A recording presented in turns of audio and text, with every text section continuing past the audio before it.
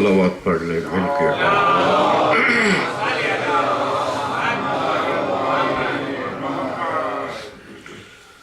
اعوذ باللہ السمیع العلیم من الشیطان الرجیم. بسم اللہ الرحمن الرحیم. الحمد لأہلہ والصلاة علی اہلہا. ان اللہ اشترى من المؤمنین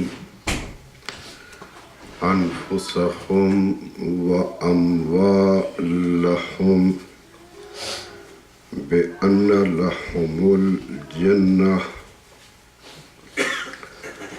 يقاتلون في سبيل الله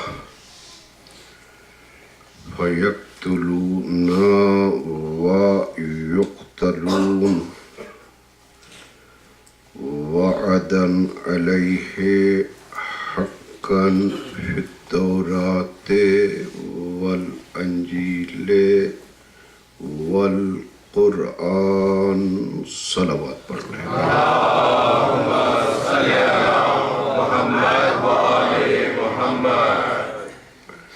خدا بند عالم ہم سب کی اس بارگاہ حسینی میں شرکت کو قبول و منظور فرمائے.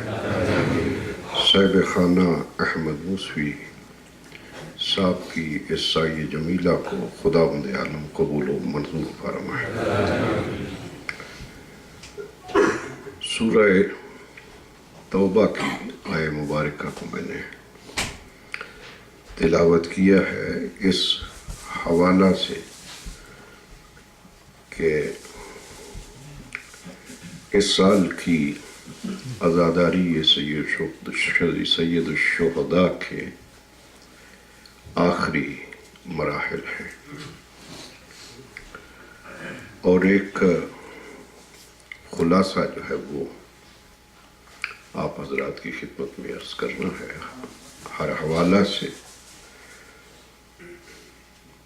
فضائل کے حوالہ سے بھی اور مصائب کے حوالہ سے بھی. خداوند عالم ایک معاملہ کا جو ہے وہ تذکرہ کر رہا ہے. ان اللہ اشتری من المؤمنین، کہ میں نے مومنین سے ایک معاملہ جو ہے وہ کر لیا ہے. یہ نہیں کہا کہ کر رہا ہوں، کہہ رہا ہے کہ ان اللہ اشتری من المؤمنین، کہ تحقیق اللہ نے مومنین سے خرید لیا ہے. کیا خرید لیا ہے؟ انفسہم و اموالہم،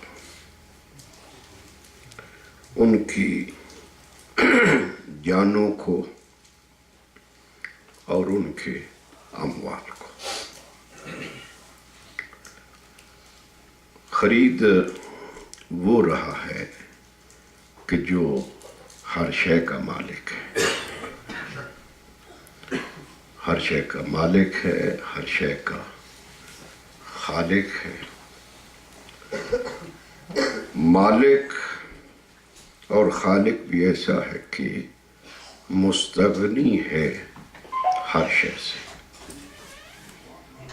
کہ اس کو ضرورت بھی نہیں ہے کسی شے کی. اور آپ جانتے ہیں کہ کسی شے کو بھی خریدا جائے تو ضرورت کی بنا پہ خرید کیا جاتا ہے. اگر ضرورت نہیں ہے تو کوئی آدمی خرید کرتا ہے تو ہر دیکھنے والا، سننے والا کہتا ہے کہ جب اس کو ضرورت ہی نہیں تھی تو پھر اس نے خرید کیوں کیا ہے. ہاں بعض اوقات ایسا بھی ہوتا ہے ضرورت تو نہیں ہوتی مگر جس شے کو خریدا جا رہا ہوتا ہے اس کی اہمیت اس قدر ہوتی ہے کہ خریدار یہ کہتا ہے کہ چلو آج نہیں کل کو تو اس کی ضرورت ہوگی، تو اس حوالہ سے اس شے کو خرید کر لیا جاتا ہے۔ لیکن یہاں پر دونوں معنوں میں بات جو ہے وہ بنتی نہیں ہے، اس لیے جو مستقبل کے لیے خریدتا ہے اس میں بھی ایک احتیاج ہوتی ہے، ایک ضرورت ہوتی ہے کہ شاید ضرورت پڑ جائے، لیکن یہاں پر خریدور وہ ہے کہ جس کو نہ اب احتیاج ہے اور نہ ہی آئندہ احتیاج ہوگی، وہ تو مستغنی ہے ہر زمانہ میں، کسی زمانہ میں بھی اس کو احتیاج ہی نہیں ہے، ضرورت ہی نہیں ہے۔ وہ یہ کہہ رہا ہے کہ ان اللہ اشترا، کہ میں نے خرید کر لیا ہے، اور یہ بھی معلوم نہیں ہے کہ اس نے کب خریدا ہے، کب یہ معاملہ ہوا ہے، ماضی کی لفظیں اس نے استعمال کی ہے کہ میں نے خرید کر لیا ہے۔ ایک چیز ہے کہ جس سے اطمینان ہوتا ہے اس معاملے پر، وہ یہ کہ چونکہ وہ خالق ہے ہر شے کا، بغیر اس کے کوئی شے بھی وجود میں نہیں آتی ہے، ہر وجود اپنے وجود میں اس کا محتاج ہے، صرف اس کی ذات ہے کہ جو وجود بالذات ہے، باقی جتنے بھی ہیں وہ وجود بالذات نہیں ہے، وجود بالغیر ہے، کسی نے ان کو وجود دیا ہے، صرف وہ ذات ہے کہ جو وجود اور موجود بالذات ہے، باقی جتنے بھی ہیں وہ وجود میں بھی بالغیر ہیں اور موجود ہونے میں بھی بالغیر ہے، کہ وہ وجود دے تو ملے گا، وہ موجود رکھے تو موجود رہے گا، صرف اس کی ذات ہے۔ پوچھا کسی شخص نے کشاف الحقائق، کہ جو حقیقتوں کو واضح کرنے والا ہے، یہ لقب دیا ہے اہل فکر نے ایک شخصیت کو کہ یہ کشاف الحقائق ہے، یعنی حقیقتوں کو واضح کرنے والا، اور ان کے بارے میں کہا یہ جاتا ہے کہ اگر وہ نہ ہوتے تو کسی شے کی حقیقت آشکار نہ ہوتی، انہوں نے آشکار کیا ہے، اور وہ کون ہے؟ آپ کے چھٹے امام، جن کو کشاف حقائق سے موسوم کیا گیا ہے کہ یہ ہیں کہ جنہوں نے شے کی حقیقتوں کو واضح کیا ہے۔ پوچھا مت دلیل علی ذات اللہ، کہ حضور یہ تو فرمائیے کہ اللہ کے وجود پر دلیل کیا ہے؟ پوچھنے والا دہریہ ہے، اور یہ تو ہم جانتے ہیں کہ امام کے کلام میں حسن یہ ہوتا ہے کہ کلام آسان ہوتی ہے اور اس کے مطالب میں بڑی گہرائی ہوتی ہے، یہ حسن ہے، اور یہ حسن اس لیے ہے تاکہ کوئی محروم نہ رہ سکے، اس لیے کلام میں آسانی ہوتی ہے اور گہرائی اس لیے ہے کہ ہر صاحب فکر جو ہے وہ تشنگی محسوس کرتا رہے. یہ حسن ہے.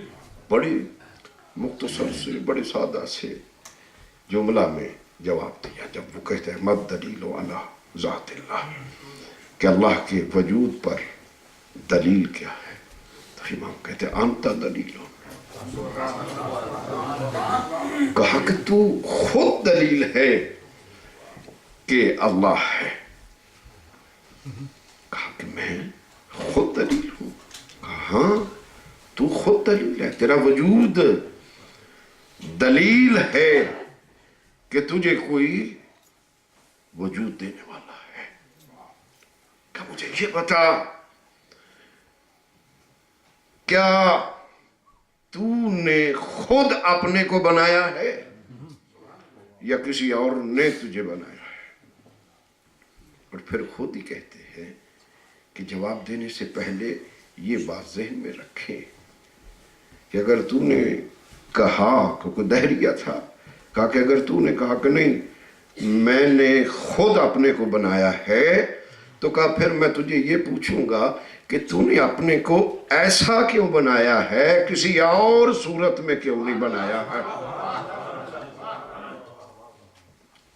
کہا کہ پھر تجھے یہ بتانا پڑے گا. تو وہ فوراً گھبرا کے کہتا ہے کہ نہیں میں نے خود نہیں بنایا، کسی اور نے مجھے بنایا ہے.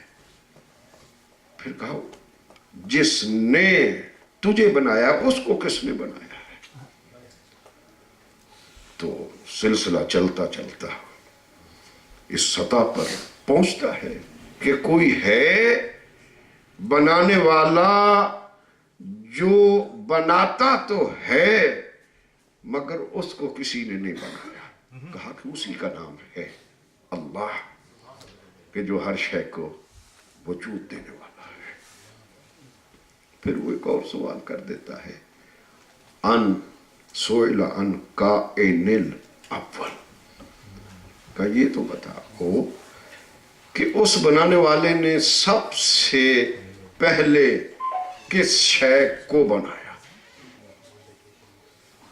امام پھر بڑے مختصر سے لفظوں میں کہا کہ ہوا نور جدی، کہا کہ وہ ہمارے جد کا ہی نور تھا جو اس نے سب سے پہلے بنایا. وہ فوراً کہتے ہیں اچھا آپ کے جد کے نور کو اس نے سب سے پہلے بنایا. پھر کہتا ہے کہ من ای شیء، کہ اگر آپ کے گھر کی بات ہے سب سے پہلے آپ کے جد کے نور کو بنایا گیا ہے تو پھر تو آپ کو علم ہوگا. مجھے یہ بھی بتا دیں کہ اس نے کس شے سے بنایا ان کو؟ امام مسکرا کے کہتے ہیں عجب نادان ہے، جب یہ کہہ رہا ہے کہ سب سے پہلے بنایا تو پھر یہ کیوں کہہ رہا ہے کہ کس شے سے بنایا ہے؟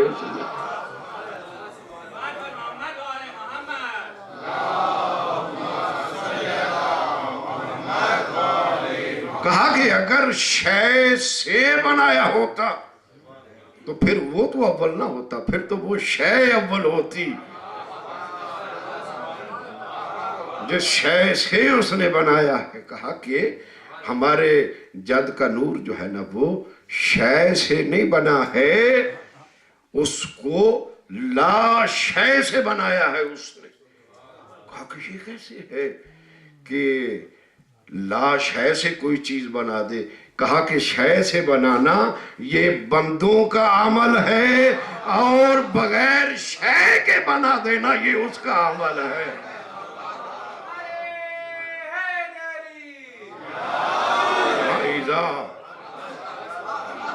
اذا ارادہ شیئن، جب وہ کسی شے کا ارادہ کرتا ہے، کن، وہ کن کہتا ہے فیکون، اور وہ شے ہو جاتی ہے. تو عرض یہ کر رہا تھا کہ خریدار بن رہا ہے صاحبان ایمان کا، ان کی جانوں کا بھی، ان کی اموال کا بھی. اور جو مستغنی ہے اس کو خریدنے کی ضرورت کیا تھی؟ تو میں عرض کر رہا تھا کہ ایک آیت ہے کہ جس نے اس پریشانی کو دور کیا ہے۔ سورہ قمر میں فرماتا کہ اِنَّا كُلَّ شَيْءٍ خَلَقْنَاهُ بِقَدْرٍ، کہ تحقیق اللہ نے ہر شے کو بے قدر بنایا ہے۔ میں نے یہ قدر کا ترجمہ جو ہے نا وہ نہیں کیا ہے، اور وہ اس لیے نہیں کیا ہے کہ مجھ سے ہو ہی نہیں رہا ہے۔ ویسے لکھا ہے ترجمہ کرنے والوں نے کہ اِنَّا خَلَقْنَا كُلَّ شَيْءٍ بِقَدْرٍ، کہ خدا نے ہر شے کو اندازے سے بنایا ہے، مگر مجھ سے یہ جرات نہیں ہوئی۔ کیوں نہیں ہوئی؟ اندازے سے وہ شے بناتا ہے، اندازہ وہاں پر استعمال کیا جاتا ہے جہاں پر یقین حاصل نہ ہو۔ جس شے پہ یقین نہ ہو وہاں پر اندازہ لگایا جاتا ہے۔ میں مدینۃ العلم سے چلنے لگا، احمد نے مجھے فون کیا، میں نے پوچھ لیا کہ بھائی کتنا فاصلہ ہے یہاں؟ اس نے کہا میرا اندازہ یہ ہے۔ تو اندازہ کہاں پر ہوتا ہے؟ جہاں پر کسی شے کی حیثیت اور کیفیت اور کمیت کا یقین نہ ہو، وہاں پر اندازہ ہوتا ہے۔ ارے خدا کہہ رہا ہے کہ میں نے ہر شے کو خلق کیا ہے اندازے کے ساتھ، کوئی اور ہو تو اس کے لیے تو یہ اندازہ ہو سکتا ہے، مگر خالق کی طرف یہ نسبت نہیں دی جاتی کہ اِنَّا خَلَقْنَا كُلَّ شَيْءٍ بِقَدْرٍ۔ اور یہی وہ کیفیتیں ہیں۔ بہت ساری قرآن میں ایسی آیات ہے کہ وہاں پر ترجمہ نہیں کیا گیا ہے، صرف نیچے وہی الفاظ لکھ دیے گئے۔ سب سے پہلا ہی آپ دیکھ لیں، قرآن مجید کا آغاز ہے سورہ فاتحہ کے بعد الف لام میم، آج تک کسی نے ترجمہ نہیں کیا ہے۔ جو بھی کرنے والا ہے ٹرانسلیٹ، وہ یہی لکھتا کہ الف لام اور میم۔ یہ اس کے تو علم میں تھا کہ کیسی کیسی افکار پیدا ہوں گی، اس لیے اس نے کچھ آیات ایسی رکھ دی کہ اگر کسی منزل پر تم کہو کہ قرآن کافی ہے تو صرف الف لام میم ہی تمہارے منہ پہ تماچا مارے گا کہ اگر یہ کافی ہے تو اس کا ترجمہ کر کے دکھلا دو۔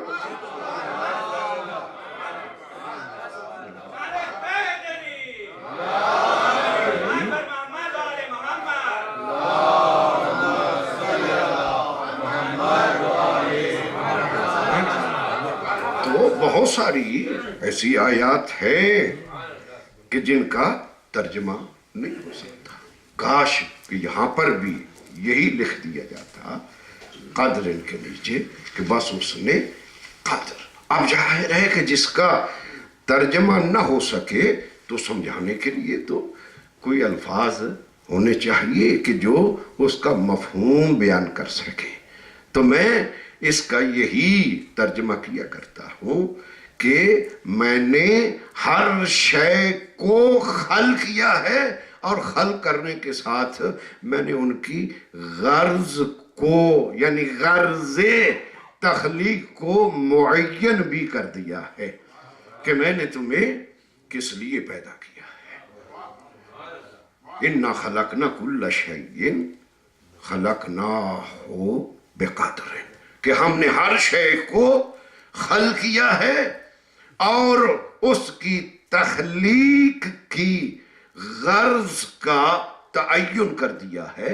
اب میں کہوں گا ان اللہ اشتری من المؤمنین انفسهم و اموالہم، کہہ رہا ہے کہ میں نے خرید لیا ہے مومنین کے جانوں کو اور ان کے مالوں کو، جبکہ وہ خود خالق اور مالک ہے، اسے خریدنے کی کیا ضرورت تھی؟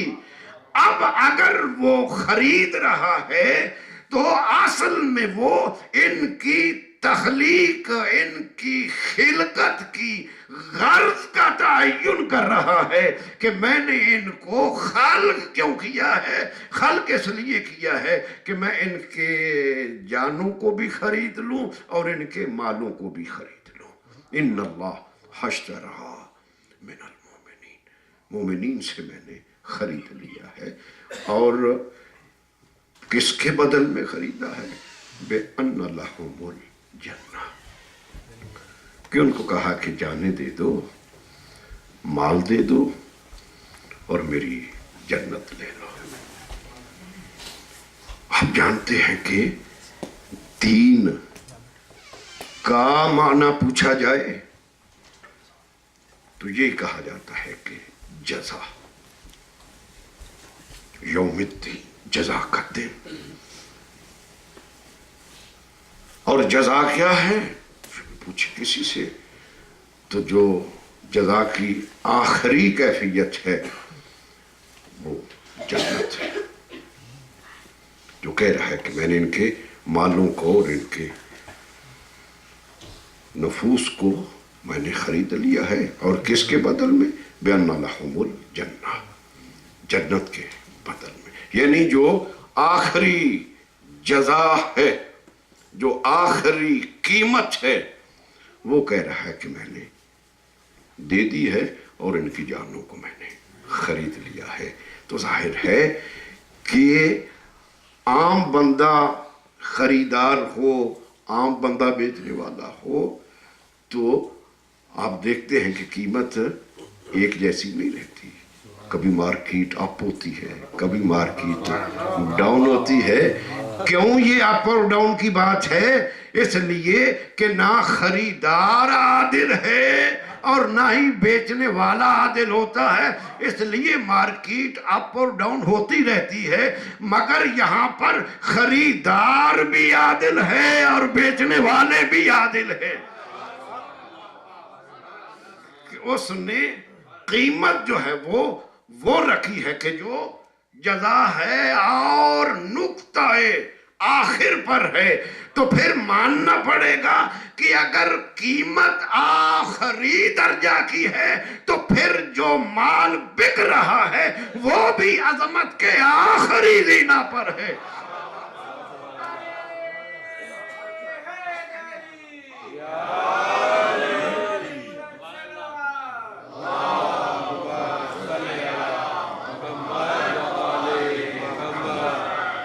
پھر وہ نفوس بھی اور وہ اموال بھی جو ہے وہ عظمت کے آخری زینہ پر ہے، کہ میں نے خرید لیا ہے اور اس کے بدل میں یہ چیز دے دی ہے۔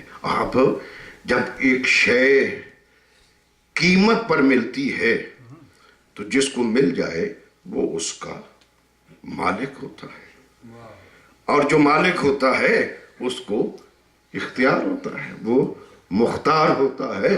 اب وہ جہاں چاہے، جس وقت چاہے، جب چاہے وہ اس کو اپنے استعمال میں لے آتا ہے۔ میں سوچتا رہتا ہوں، ہمارے پاس انبار ہے دعاؤں کے، انبار ہے، اور یہ ایک نعمت عظمی ہے خانواد اہل بیت کی طرف سے، کہ دعا کوئی معمولی بات نہیں ہے۔ یہ صرف یہ نہیں ہے کہ جو چند ایک احادیث آپ پڑھ لیتے ہیں جی دعا جو ہے نا یہ ڈھال ہے، دعا جو ہے نا یہ تلوار ہے، ڈھال۔ سب سے بڑی جو دعا نعمت ہے وہ یہ ہے کہ یہ دعا بندے کو سلیقہ سکھلاتی ہے خدا سے ہم کلام ہونے کا، خدا سے ہم کلام ہونے کا سلیقہ۔ اور یہ کسی کے پاس بھی سلیقہ نہیں تھا۔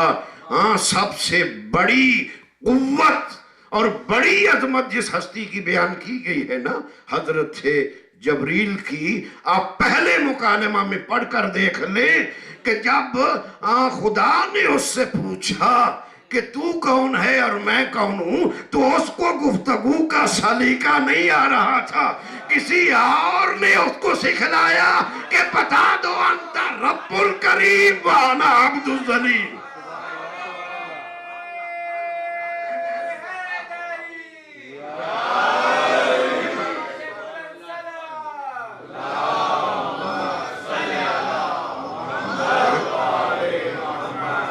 دعا سلیقہ بتلاتی ہے، اور یہ کسی اور کے پاس نہیں ہے سوائے خانوادہ اہل بیت کے لیے۔ بڑی دعاؤں کا مجموعہ ہے، آپ پڑھتے ہیں۔ کسی دعا میں آپ یہ بتلائیں کہ خانوادہ اہل بیت نے اپنی دعاؤں میں جنت کو طلب کیا ہو،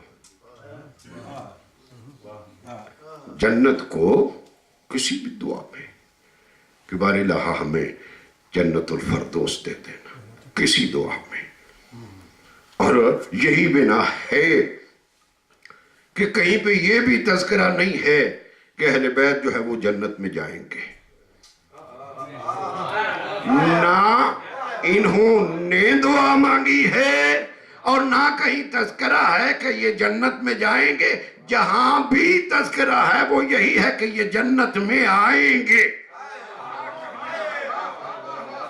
جانے میں اور آنے میں فرق یہ ہے کہ جہاں جانے کا تصور ہے وہ نیچے سے اوپر جانے کا ہے، اور جہاں آنے کا تصور ہوتا ہے اوپر سے نیچے کو آنے کا ہے۔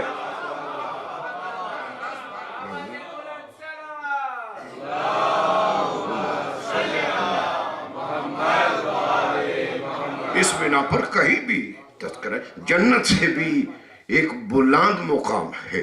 قرآن میں تذکرہ ہے کہ رضوان من اللہ اکبر، سب سے بلند جو مقام ہے وہ رضوان ہے۔ رضوان کیا؟ کہ جہاں پر اللہ کی رضائیں حاصل ہوتی ہیں۔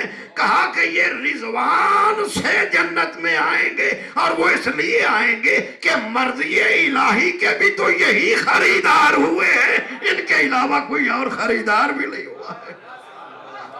یہ رضوان من اللہ، رضوان من اللہ اکبر، ان اللہ اشترى، کہا کہ میں نے خرید لیا ہے صاحبان ایمان سے، کس کے بدل میں؟ بِأَنَّ لَهُمُ الْجَنَّةَ، اور پھر بتلایا کہ وہ کون ہے جن سے میں نے یہ معاملہ کیا ہے۔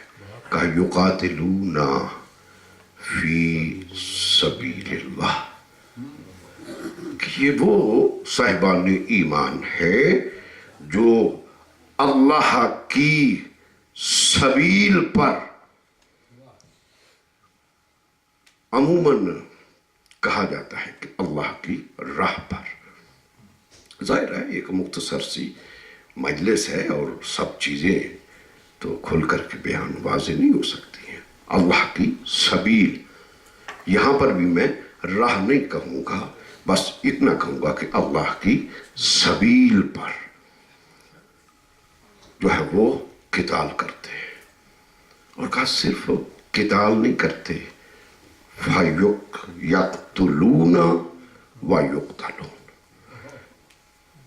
کہ صرف قتال ہی نہیں کرتے، قاتل ہی نہیں کرتے۔ اگر یہاں پر بات ختم ہوتی تو آج کے دور میں بڑا آسان تھا ثابت کرنا کہ اسلام جو ہے یہ دہشت گردوں کا مذہب ہے، بڑا آسان تھا۔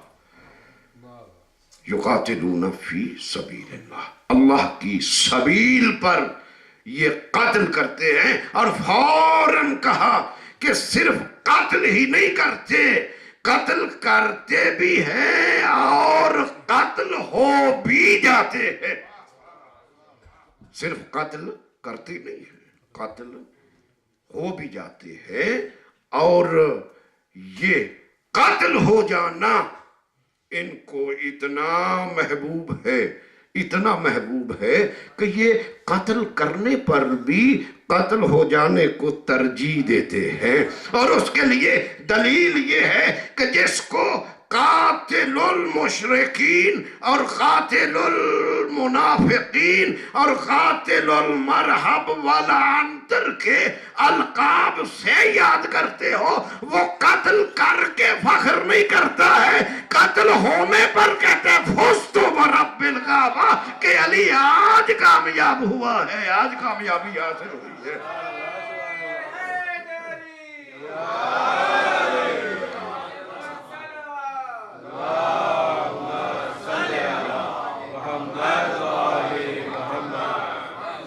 یہ صرف قتل کرتی نہیں ہے، قتل ہو بھی جاتے ہیں، اور یہ قتل ہونا جو ہے صرف ان کا ہی محبوب نہیں ہے، بلکہ نگاہ خداوندی میں اسی سورہ توبہ میں خداوند عالم نے ایک قتل ہونے والوں کو ایک ایسے منصب سے یاد کیا ہے، ایسے منصب سے کہ وہ منصب کسی نبی کو خدا نے نہیں دیا، کسی رسول کو خدا نے نہیں دیا، کسی کے لیے یہ منصب نہیں ہے۔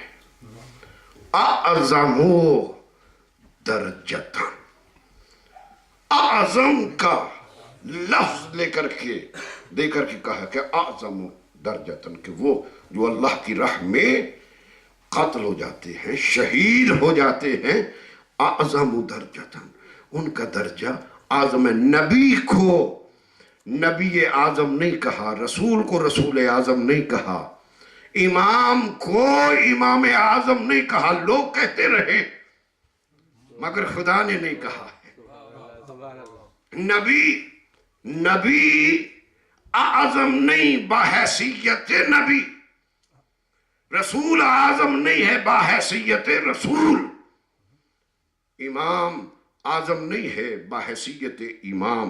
ہاں وہ علیحدہ بات ہے، نبی بھی ہو اور شہید بھی ہو، رسول بھی ہو اور شہید بھی ہو، امام بھی ہو اور درجہ شہادت پر بھی فائد ہو، وَإِلَّا صرف منصب نبوت منزل آدم پر فائز نہیں کرتا، منصب رسالت منزل آدم پر فائز نہیں کرتا، منصب امامت منزل اعظم پہ فائز نہیں کرتا، درجہ شہادت جو ہے وہ منصب اعظم پہ فائز کرتا ہے۔ اور یہ لطف ہے کہ ہمارا ہر امام جو ہے، امام بھی ہے اور شہید بھی ہے، درجہ شہادت پر فائز ہے، اور یہ ہر ایک کی قسمت میں نہیں، ہر نبی نہیں ہے۔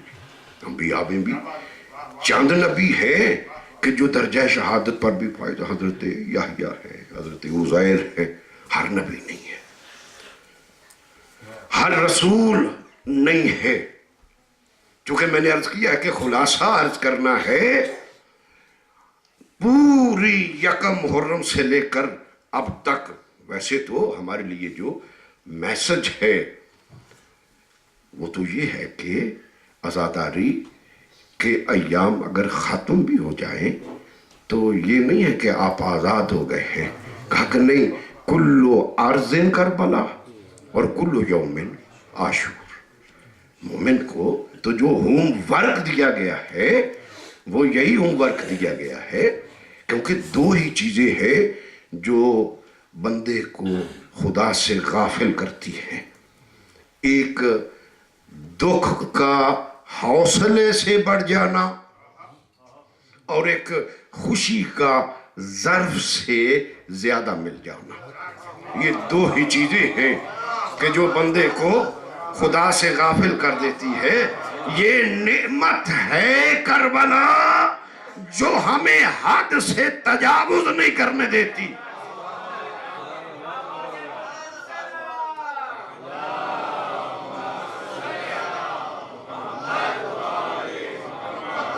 ہماری خوشی ہمارے ظرف سے زیادہ ہو جائے تو کربلا کا بند سامنے آ جاتا ہے۔ بھئی سب سے بڑی خوشی ہوتی ہے نا کہ جس بچے کو پالا ہے وہ جوانی کی منزلوں پر آئے اور اس کے چہرے پر پھر ہم صحرا دیکھیں، یہ سب سے بڑی خوشی ہے نا۔ مگر آپ کا عمل یہ ہے کہ سیرہ بیدنے سے پہلے آپ بیٹھ جاتے ہیں اور کسی صحرے کو یاد کر لیتے ہیں۔ یہ احسان ہے کربلا کا۔ اور اگر خوشی حد سے بڑھ جاتی ہے تو کسی کی غربت ہماری آنکھوں کے سامنے آ جاتی ہے۔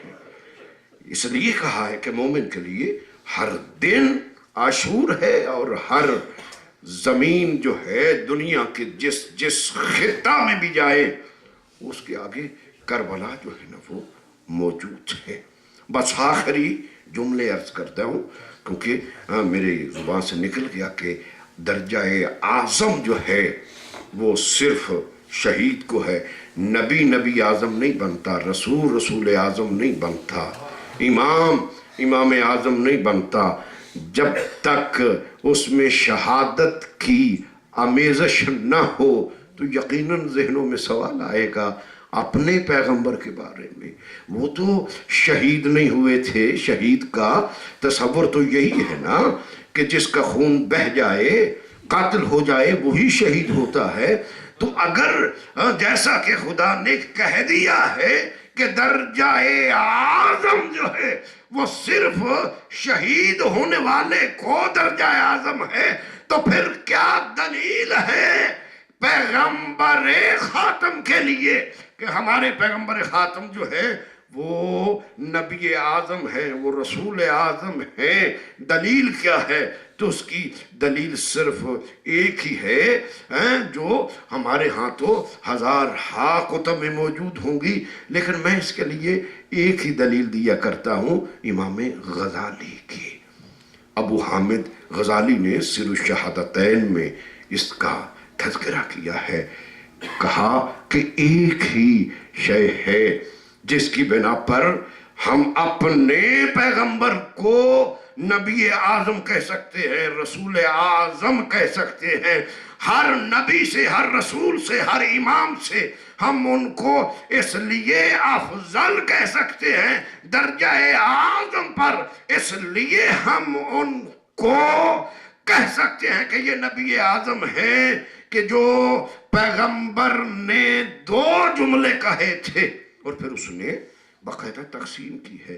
کہا کہ شہادت بھی ایک طرح کی نہیں ہوتی، ایک شہادت خفی ہوتی ہے، ایک شہادت جلی ہوتی ہے، ایک شہادت آشکارا ہے، سری اور جہری آشکارا، ہر دیکھنے والا دیکھے کہ قتل ہو رہا ہے، اور ایک سری ہوتی ہے کہ چھپ کر کے وار کر دیا جائے، زہر دے دیا جائے، اور وہ بھی درجہ شہادت پر فائز ہوتا ہے۔ امام غزالی کہتا ہے کہ پیغمبر نے یوں ہی نہیں کہا تھا کہ حسین منی و انا من الحسین، یوں ہی نہیں کہا تھا حسن منی و انا من الحسن، کہا پیغمبر کے کہنے کا مقصد یہ تھا چونکہ شہادت کی 2 قسمیں ہیں، ایک سری اور ایک جہری۔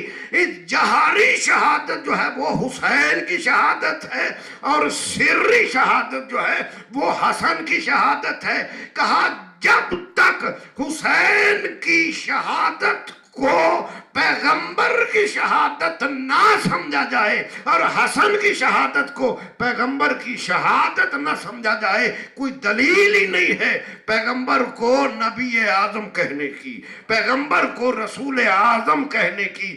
اعظم صرف اس لیے ہے کہ حسین کی شہادت جو ہے وہ پیغمبر کی شہادت ہے، حسن کی شہادت جو ہے وہ پیغمبر کی شہادت ہے۔ اس نے تو بات کہہ کے ختم کر دی ہے بات کو، لیکن میں ایک قدم اور آگے بڑھوں گا اور امام غزالی کی روح کو مخاطب ہو کے کہوں گا کہ جب تم حسین کی شہادت کو پیغمبر کی شہادت سمجھتے ہو، حسن کی شہادت کو پیغمبر کی شہادت سمجھتے ہو، تو پھر ایک قدم اور آگے بڑھو کہ حسین کے قاتل کو پیغمبر کا قاتل سمجھو اور حسن کے قاتل کو پیغمبر کا قاتل سمجھو۔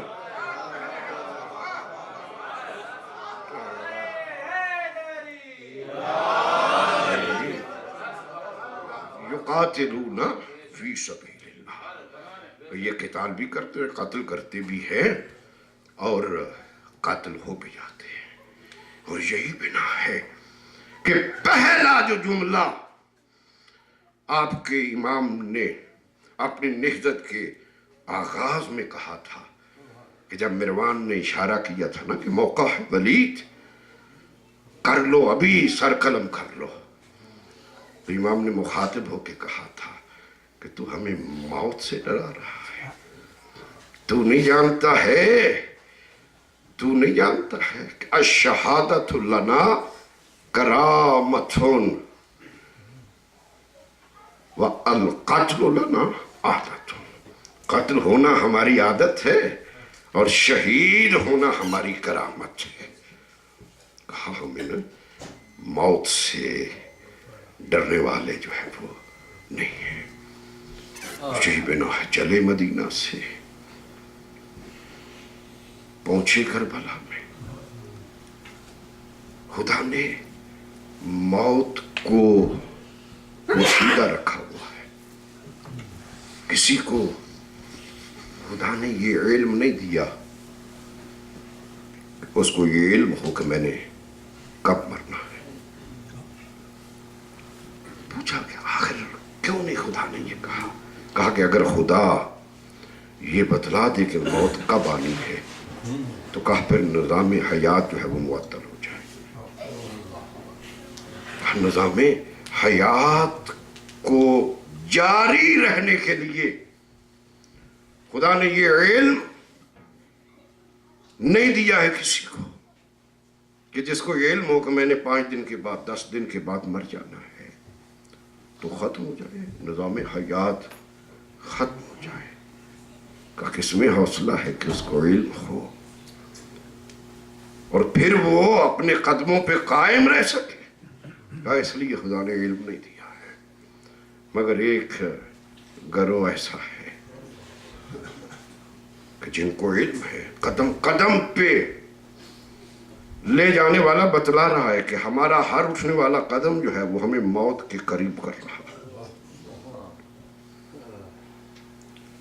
اور دیکھنے والوں نے اس پہ تبصرہ یہ کیا ہے کہ صرف یہ ایک گروہ ایسا تھا کہ جوں لمحات شہادت قریب آتے تھے ان کے چہرے پہ جمال آتا تھا، نکھرتے تھے چہرے، اور جانے والے کو کھینچ کھینچ کے پیچھے کر رہے ہیں کہ پہلے مجھے جانے دو۔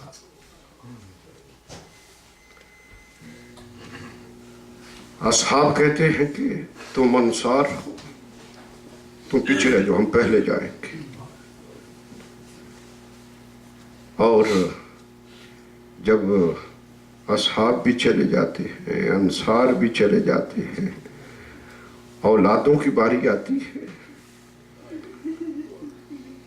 تو وہ بیٹھ کے آپس میں مشاورت کر رہے ہیں کہ پہلے کس کو جانا ہے۔ ایک کہتا ہے کہ میں جاؤں گا، دوسرا کہتا ہے نہیں آپ جائیں گے تو مولا کی کمر ٹوٹ جائے گی، تم رک جاؤ۔ اچھا میں جاتا ہوں، کہا کہ نہیں، تجھے جب دیکھتے ہیں تو انہیں اپنا نانا یاد آ جاتا ہے، آپ رہ جاؤ،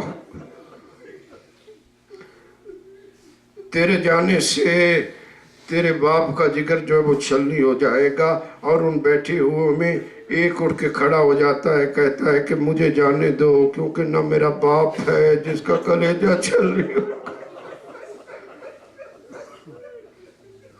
ایک عجیب کیفیت ہے، اور ایک منزل وہ بھی آ جاتی ہے کہ ایک یکا و تنہا کھڑا ہو کے نظر آبے یمین ہی، دائیں بائیں آگے پیچھے دیکھ کے کہتے ہو میرے انصاروں کہاں گئے ہو؟ اب تو مجھے سوال کرانے والا بھی کوئی نہیں رہا۔ مجھے کہا گیا ہے کہ مصائب میں امام کی الوداعی خیام سے اور پھر قافلہ کا لوٹ کر آنا جو ہے اس کا تذکرہ کریں۔ عجیب کیفیت ہے، 1000 زخم تھا حسین کے بدن پر۔ جب آخری الوداع کے لیے آئے نا حسین، مقتل نے لکھا ہے کہ 1000 زخم تھا، اور پھر وہ کہتا ہے کہ شاید کسی کے ذہن میں یہ آئے کہ اتنے چھوٹے سے بدن پہ 1000 زخم۔ پھر وہ تفصیل بھی بیان کرتا ہے کہ تلواروں کے زخموں میں تیروں کے زخم تھے، تیروں کے زخم میں پتھروں کے زخم تھے، اور پھر وہ کہتا ہے یہ تو 1000 میں کہہ رہا ہوں، وَإِلَّا کیفیت یہ تھی ہر طرف سے مارو مارو کی صدائیں تھی، پتھر والا پتھر مارتا، تلوار والا تلوار، نیزے والا نیزے، اور جس کے پاس کچھ بھی نہیں تھا نا وہ آ جاتا امام کے قریب، کربلا کی گرم ریت اٹھا کے حسین کے زخموں میں وہ پھینک دیتا، اور آپ کے امام کی الوداعی کیفیت پڑھ رہا ہوں، اور حسین بڑے اطمینان کے ساتھ قبضہ تلوار پہ پیشانی رکھ کے بیٹھے ہوئے ہیں۔ جب آواز آتی ہے نا مارو مارو، حسین اپنا سر اٹھا کے کہتے ہیں مارو ضرور مگر پہچان کے مارو، جدی رسول اللہ، امی فاطمہ الزہرا، میرا نانا رسول ہے، میری ماں زہرا، اجرکم علی اللہ۔ اس کیفیت میں دعا کرو کسی پہ یہ مصیبت نہ آئے جو حسین پہ مصیبت آئی ہے، کسی پہ یہ خدا مصیبت نہ لائے اور کسی پر نہیں آئی ہے۔ اور وہ مصیبت کیا تھی؟ جب لوگ مار رہے تھے نا، حسین اپنی پیشانی جھکا کے بیٹھے ہوئے تھے، ایک آواز آئی السلام علیکہ یا ابا عبداللہ، عزادارو۔ حسین نے سر اٹھایا، ارے ایسے عالم میں کون ہے مجھے سلام کرنے والا؟ عزادارو جب حسین نے نظر کی، عزادارو حسین کو پتھر بھول گئے، تلواریں بھول گئی، نیزے بھول گئے، جب دیکھا نا سامنے 4 سال کی بچی اپنی پیشانی پہ ہاتھ رکھ کے کہہ رہے السلام علیکہ یا ابا عبداللہ، بابا سکینہ کا سلام۔ عزادارو حسین کہتے سکینہ میرا لال ایسے موقع پہ کیوں آ گئی ہے؟ سکینہ جلدی کرو خیمے میں چلی جاؤ۔ کہا بابا میں چلی جاتی ہوں۔ بابا ایک مرتبہ سینے سے لگا۔ حسین کہتے ہیں علیہ علیہ یا بنیہ، بیٹی جلدی کر وقت تھوڑا ہے، میرے سینے سے لگ۔ عزادارو 4 مرتبہ سکینہ آگے بڑھی، اور آگے بڑھ کے پھر پیچھے ہٹ جاتی ہے، پھر آگے بڑھتی ہے، پھر پیچھے ہٹ جاتی ہے۔ سکینہ آؤ نا بابا کے سینے سے لگ جاؤ۔ سکینہ رو کے کہتی ہے بابا کیسے لگوں؟ میرے بازو چھوٹے ہیں، تیروں کی کانیاں لمبی۔ اجرکم علی اللہ۔ سکینہ آ جاؤ میرے پیچھے کی طرف۔ عزادارو سکینہ پیچھے سے آئی، آ کے اپنے دونوں بازو بابا کے گلے میں حمائل کیے۔ ارے بھائی جن کی چھوٹی چھوٹی بچی ہے نا وہ ذرا توجہ رکھے کہ بیٹیاں باپ سے کیسے پیار کرتی ہے۔ عزادارو آ کے سکینہ نے بابا کے گلے میں بازو ڈالے، بابا کے رخسار پہ اپنے دونوں ہونٹ رکھ کے کہتی ہے بابا مجھے یہ تو بتا، بابا ہم نے ان کا بگاڑا کیا ہے؟ بابا یہ ہمیں کیوں مارتے ہیں؟ بابا یہ تجھے کیوں مارتے ہیں؟ تو نے کیا بگاڑا ہے؟ عزاداروں میں مر جاؤں۔ باپ اور بیٹی میں باتیں ہو رہی تھی، ایک ملعون اپنی انگلی پہ خنجر گھماتا ہوا قریب آیا اور آگے کہتا ہے حسین جلدی کر بیٹی کو خیمے میں بھیج۔ حسین کیوں بلایا ہے بیٹی کو؟ عزادارو آگے سے حسین کہتے ہیں ملعون تیری اولاد نہیں ہے، تجھے نہیں معلوم، ایسے موقع پہ بیٹیوں کو بلایا نہیں جاتا، بیٹیاں خود آ جاتی ہیں۔ ارے میں نے بلایا نہیں ہے، یہ خود آ گئی ہے۔ کہا حسین جلدی کرو خیمے میں بھیجو۔ حسین سکینہ کو کہتے سکینہ میرا لال جاؤ خیمے میں چلی جاؤ۔ سکینہ کہتی ہے بابا ٹھیک ہے میں چلی جاتی ہوں۔ بابا پہلے مجھے یہ بتائیے کون ہے، مجھے یہ بتائیے کون ہے۔ عزادارو خدا نہ کرے کہ کسی بیٹی کو یہ پتا چل جائے کہ یہ میرے باپ کا قاتل ہے۔ حسین کہتے سکینہ یہ میرا قاتل آ گیا ہے۔ کہتی ہے بابا پھر میں خیمے میں نہیں جاؤں گی، بابا میں خیمے میں نہیں جاؤں گی، بابا میں ادھر جا کے بیٹھ جاتی ہوں۔ بابا مجھے تو اب پتا چلا کہ یہ کہانی یہ کیوں سناتے تھے مجھے سینے پہ بٹھا کے، یہ کیوں بتاتے تھے کہ میرے نانا کا ایک صحابی تھا، اس کی ایک چھوٹی سی بچی تھی، جب وہ صحابی مرنے لگا تھا اس نے اپنی بچی سے کہا بیٹا جب ہم مر جائیں ہمارے اوپر ایک چادر ڈال دینا اور اپنے بال کھول کے اس میں خاک ڈالنا اور چوراہے پہ جا کے کھڑی ہو جانا، اور جب کوئی آئے ہاتھ بلند کر کے کہنا مات الغریب، کہ کوئی غریب مارا گیا۔ بابا مجھے تو اب پتا چلا ہے، بابا اس کو کہے تجھے قتل کر لے، میں بیٹھ جاتی ہوں، جب یہ قتل کر دے گا میں تیرے ہاتھ اور پاؤں سیدھے کروں گی۔ بابا میں خیمے میں نہیں جاؤں گی۔ عزادارو شیمر نے خنجر اٹھایا، سکینہ دوڑ کے آئی، آگے بابا کے گلے میں سر رکھا، عزادارو میں مر جاؤں۔ ارے شیمر نے تماچا کے لیے ہاتھ بلند کیا۔ ایک مرتبہ زلزلہ آیا ہے کربلا میں، ارے خیمے سے نکل کے رباب کہتی ہے ارے ظالم نماز